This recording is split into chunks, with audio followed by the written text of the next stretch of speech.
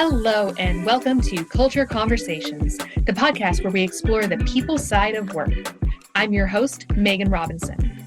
For years, I've found myself deep in discussions about workplace engagement with industry experts. Now I get to share this wisdom with all leaders, new and experienced, on their journeys to build cultures that maximize potential. We spend so much of our lives at work. Let's make it a place where our teams can grow and succeed. Hello, I'm Megan Robinson, your host of Culture Conversations. Welcome to our next episode. Today we have Mike Kritzman, and he is absolutely one of my favorite people. He really is. We always have such a joy when we have a conversation together. So I'm very excited to talk about skill-based organizations and really starting to dissect what does that mean? What are some of the benefits for it? And how do we start thinking about our talent pool, the culture that we're creating, and really the entire conversation of the organization as it pertains to skills. So let me go ahead and introduce Mike. Mike is the founder and CEO at SkillNet. He is a thought leader on skill management and skill-based learning.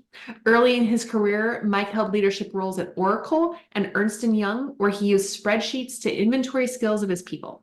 Years later, Mike founded SkillNet to offer a cloud service for skill and certification tracking. One of the most powerful aspects of the SkillNet platform is the technology identifies individual gaps and uses them to construct personalized development plans.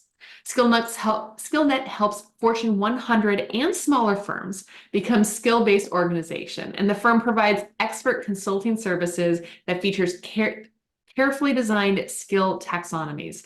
A lot of use of the word skill there, Mike. I love that intro. I love understanding more of SkillNet, and I've gotten to definitely peek behind the curtain and see what a powerful tool it is. Let me go ahead and kick things off because we're talking about skill-based organization. What does it mean to be a skill-based organization? That's a good place to start. And thank you for having me today, Megan. And you're one of my faves too. So it's a two-way street on that one. I think most companies are interested in the skills of their employees. It's a determinant of performance. And to be a skill-based organization, it means that the company places, or at least my version of it, is that the company places a high emphasis on identifying, developing, and leveraging the skills of its employees to achieve its business objectives and outdo their competitors. There's several key elements, but the idea is to sort of take a focus on what skills are there and put people in the right slots, hire based on who has the skills you need, and promote based on skills and not subjective. So those are some of the attributes. I love that. And I love that focus on skills to achieve goals, because we really have to have that match between capabilities and what someone's able to do and how we're going to be able to meet those goals. Where do you see a lot of businesses or organizations struggling with this? If they're not basing it on skills, what are they basing it off of? That's a good question, and I'd say my answer is going to be limited on, I guess, my own experiences in dealing with different companies. But when we deal with a new prospect or someone who's getting started with SkillNet, they've been using performance reviews and the HR goals, cascading goals, things like this to try to figure out who are the people that should be promoted and placed in different kinds of assignments. But it's all very subjective. Many times it's almost tribal knowledge that, oh, well, if you've got a project that involves, closing a difficult set of activities, Megan would be good at that, or Mike would be good at public speaking, or whatever the topic it is. There's not really data behind it. It's just tribal. Someone's built a reputation. In those type of companies, it takes a while to establish yourself because they don't know you at first. And for people who are more quiet, it's really difficult to establish where your strengths are. So, you know, companies that are getting started in this, I think, are using traditional methods and don't really have clarity on the skills of their workforce, which is the problem that we're aiming to solve. Oh my gosh, I love that because when you're bringing that transparency from what is subjective to what is objective when it comes to the workforce, and everyone knows their team pretty well, or typically they get to know their team, so they intuitively have this idea of this is how I use this person, or this is what they might be good at. But when you start to get the transparency in that, and when you start to be able to have deeper conversation of where those gaps are, but also clarity. I'm going to say my partner is an introvert and his skills are incredible, and he's not always able to to shine in the opportunities. I have actually someone I'm coaching right now who is talking about an upcoming project for the team, and she wants to get involved, but she doesn't want to step on anyone's toes, and she's hesitant to raise her hand, but yet she has deep knowledge and expertise in something that they're not even asking her opinion on. And so there you start to see these myths and these gaps and these people that fall through the cracks in lieu of not having that type of transparency. Uh, Right. Beautiful. Yeah. So, Well, interestingly enough, there's a big trend now in job posting where and resumes where there's a section about skills that are needed for the job, and people in their resumes are posting uh, bigger lists. They're usually like bullet points of skills that they think they have. And that's really encouraging to me that, everyone's starting to move in that direction. And, this whole skills category has gotten to be more mainstream, which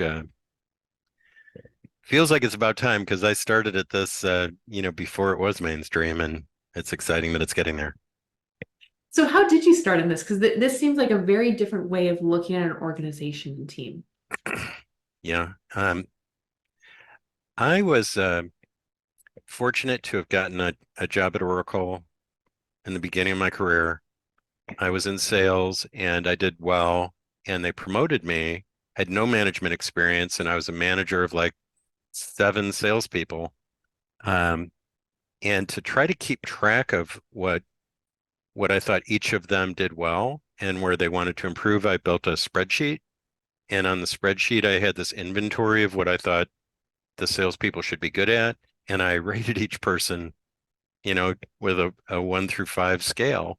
And that's fundamentally what SkillNet is a software platform that automates that spreadsheet and makes it easy for people to keep current, which is one of the big challenges. But surprisingly enough to me, people thought I was a great manager because every time we'd get in our one-on-ones, I'd open up the spreadsheet tab for them and I'd say, how are you doing on these things? And it was very personal, where I think most of frontline managers at that point were, how are you doing on this deal? And what do we have to do to win? And it was all about the transactions. And I was sort of basing my management efforts on, if you teach someone to fish, they'll be able to take care of themselves. I wanted all my people to be proficient at the core skills they needed. And so it started on spreadsheets and it's come a long way. Although we still use spreadsheets with our clients to come up with their own inventories, and then we upload spreadsheets into the system. So I'm not against spreadsheets. I think they're great, but for this kind of stuff, it's just hard. It's harder than it needs to be. Yeah. Well, it's funny. I actually have a client that we've been chatting about because they literally gave me a spreadsheet of, 20 of their managers, and they created their own kind of, I'll say skills, and they ranked them just like you said. And my first question when I saw the list was, how are you defining these skills? And I work a lot on those professional skills. So something like, who do you think is a good communicator? How are you defining good communication, or how are you defining good leadership? Because some of these big professional skills tend to be very nebulous or very subjective. Like we talked about trying to move it towards that more objective look. And it's a Yeah, subjective determination for it. right. Yeah. Well, there's sort of so many parts of it, but I think it all begins with, mapping out or identifying what are the technical skills for a job and the most important, used to be called soft skills. Professional skills is a great name for it.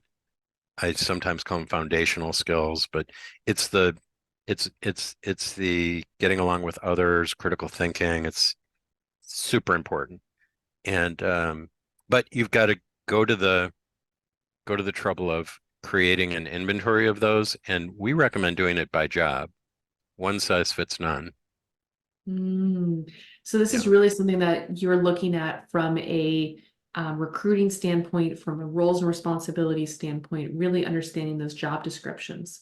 Um, Converting the job descriptions into something that you can put data on, right? Yeah. so data is obviously critical with that. What do you see organizations doing with all this data? They've collected it, they've identified these skills. Great, you have data on it. Yeah, well then you can, it's like the Gallup Strength Finder. It's you put people in the right spots. And where the big thing for me, I guess, about SkillNet was not just to do a diagnostic and identify, well, you're not good at communication. Good luck with that.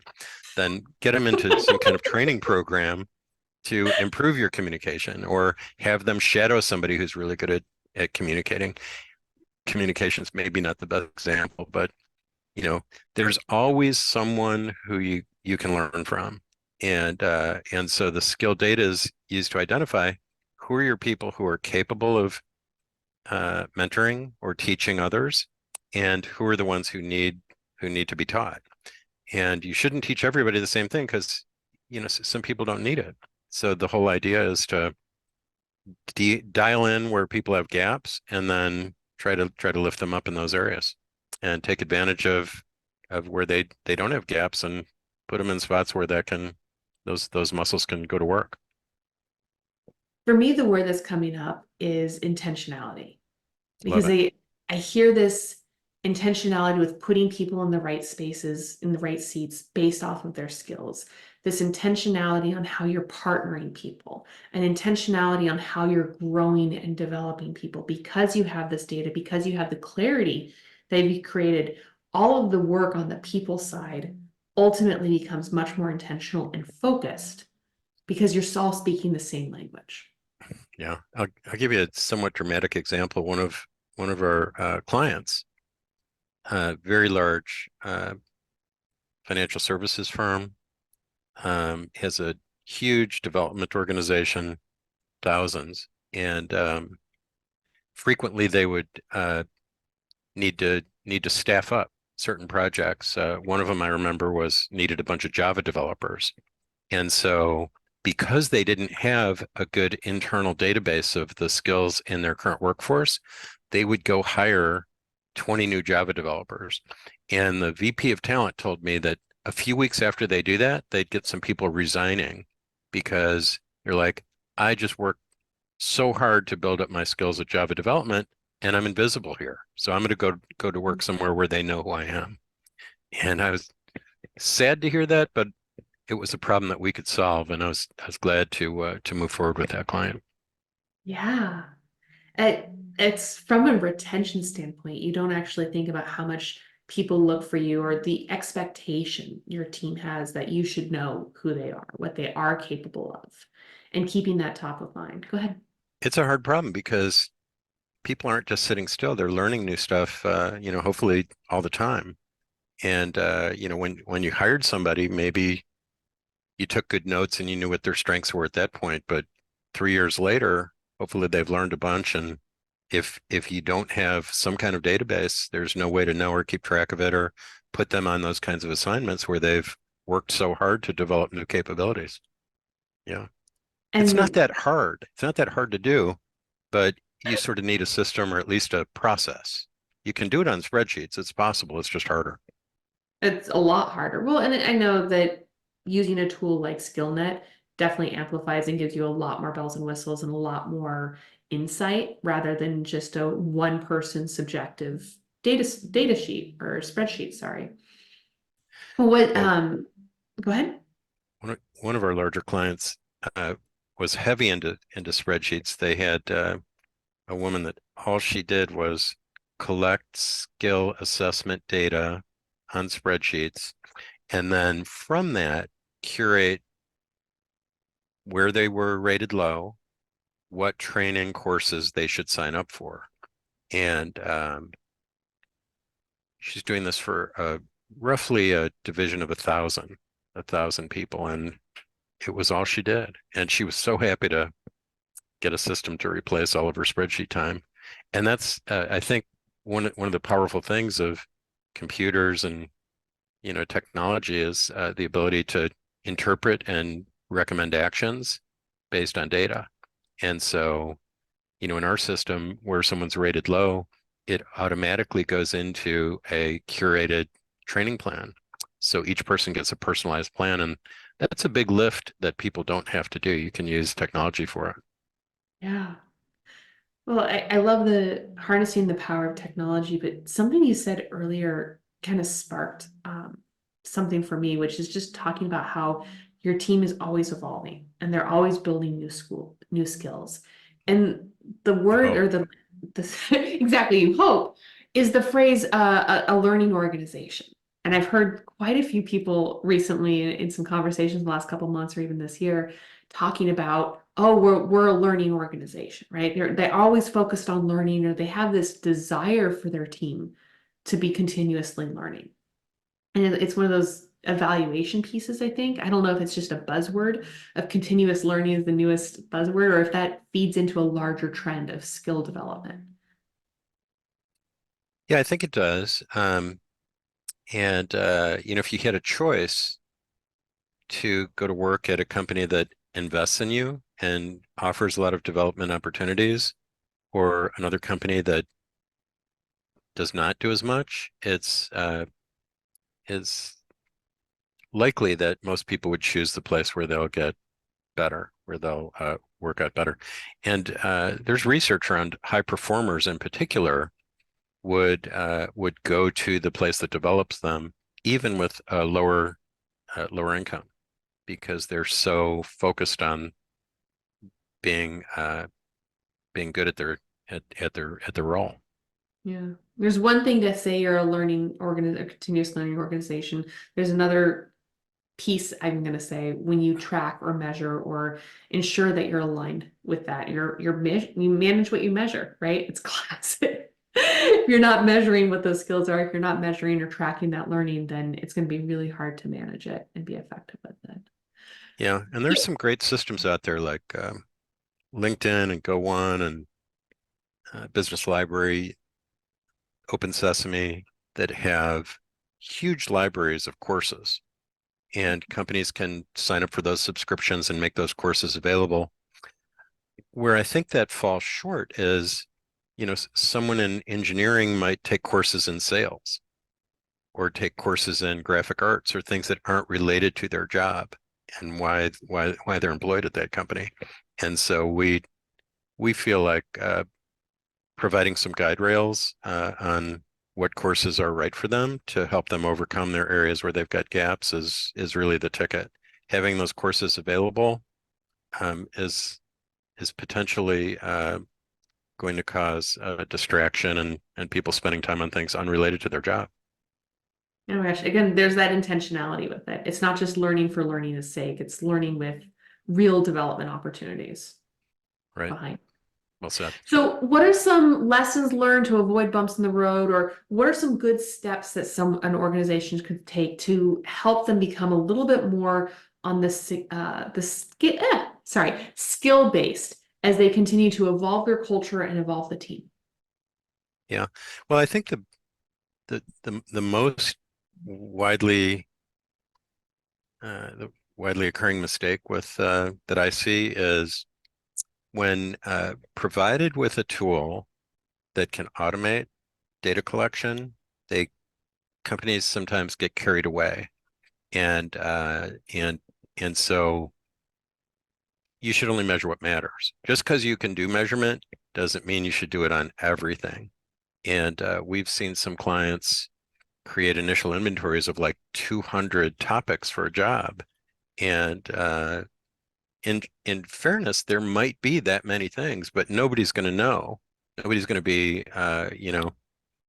proficient or better than proficient on 200 different things, or it's unlikely. So we'd say cull it down to the stuff that really matters, maybe 7 or 8 categories with 5 to 7 topics. Aim for 50, keep it simple, and uh, and then have frequent discussions. One of the other things that I've seen, and some of my clients only do manager assessments of their people. And I think it's so important to also do self ratings. So an individual can say, here's the stuff I think I'm good at. And a manager might not be aware of some of the stuff because it's not come up. So doing a self-assessment, doing a manager assessment, and then sit down together and talk it out and identify, what are you saying? I think I'm good at this, you don't. I just talked to a customer who said that sit down was priceless. They got so much information and really got much closer to their manager. And I think there's nothing magic about it. It's just getting into the details of what skills you have and which ones you want to build, and giving the manager the power to set priorities for that. It's there's some magic there. Yeah, I love that insight of really focus in on what's going to matter most, and then making sure that you're having that collaborative conversation. Because without that buy-in, and it goes in both ways. One, it brings awareness to both parties, but it makes everyone feel like they're part of the same team, that they're working on developing these skills, that there's the desire for it. The investment there is really strong. Um, Beautifully put. Thank you so much, Mike, for your time today. Pleasure as always. I love your deep expertise in this. I love your focus and how you've really carved out this incredible attention to skill-based organizations, because it is such a powerful tool. It is so easily lost in the mix, and it really does change the culture, the trajectory of the organization, and what they're able to accomplish when they're really matching the right people in the right seats. Is there anything else that you want to add, or any other tips you have? I guess in closing, I would just say that people respect what you inspect. So don't have one of these meetings and then forget about it for months. The idea would be, bring it up in your one-on-ones, and reinforce the positives, and help encourage people where they might be struggling. Um, Stuff that you're good at, Megan.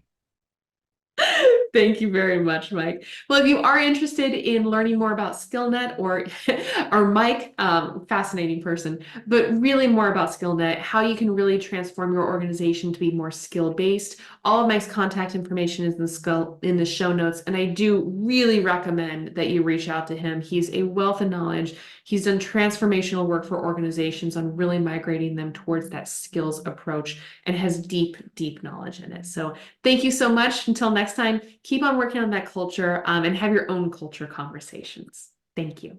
Thank you, Megan. Thank you so much for listening to this episode of Culture Conversations. I'm your host, Megan Robinson, founder of eLeader Experience, a professional leadership development company. Today, we shared actionable ideas to navigate the evolving workplace landscape, compete for talent, and build cultures that maximize potential. If you're looking to learn more about how to support your organization's leaders, you can learn more about our work at eleaderexperience.com. Now get out there and contribute positively to your organization's culture with your own conversations.